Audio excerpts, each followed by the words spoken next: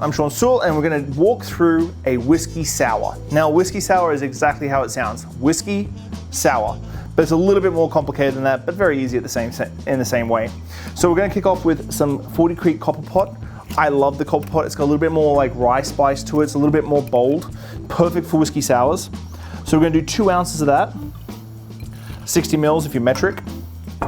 We're going to go with some house syrup,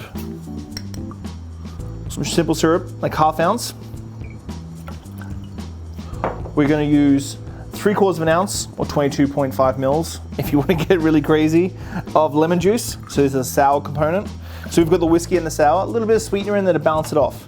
Now, right now we have an optional option, the Angostura. I love Angostura in my whiskey sour, so I'm going to do a couple of dashes of the Angostura. This is something, if you're a bartender at home, like an at-home cocktail enthusiast, you need a bowl of Angostura. So now, we're at a point in the cocktail we can go 2 ways. You can go the classic egg whites, which is my preference, but if you're vegan, vegetarian, there's a fantastic little product out of Vancouver called Miss Better Bitters Miraculous Foamer, which is a vegan egg white substitute of foamer. But we're gonna use egg whites today. Little splash of egg whites in there. Now, this step here is called a dry shake. No ice. All you're gonna try and do is emulsify those egg whites into the liquid. Mix it with the alcohol, the sugar, the lemon juice.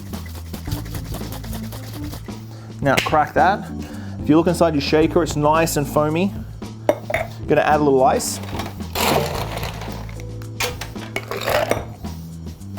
And we're gonna use something called a wet shake now.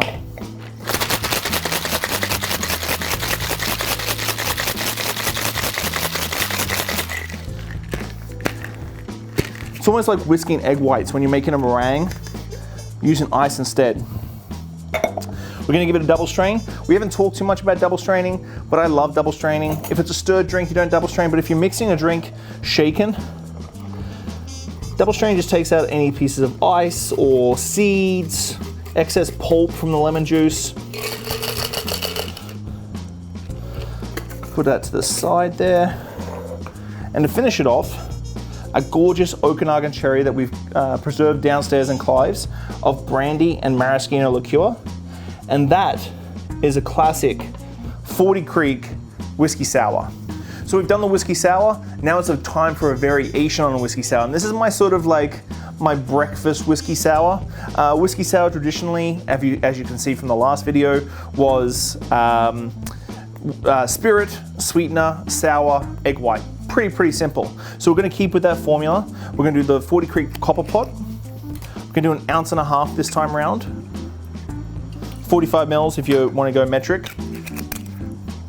We've got the Grand Marnier. Now, Grand Marnier is this beautiful cognac-based orange liqueur. We're gonna do 1/2 ounce of this. Most grandmas and grandpas have a bottle of this in their cupboard.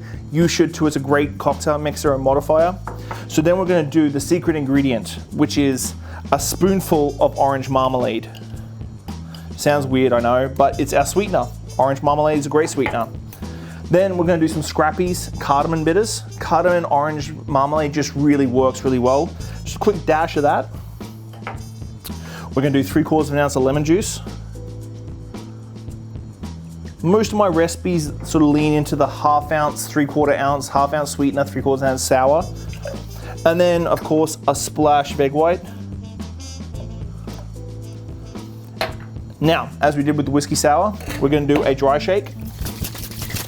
This emulsifies everything up together.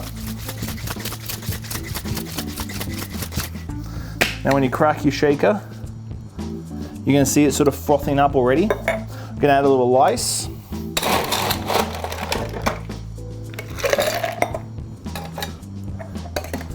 And give that a wet shake.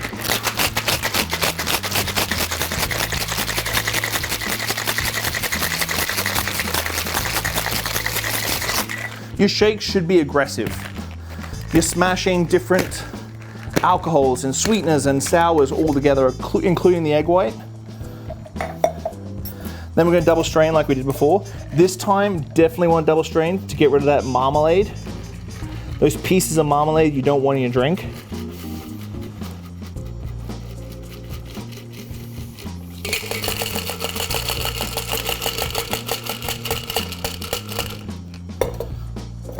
Put this to the side.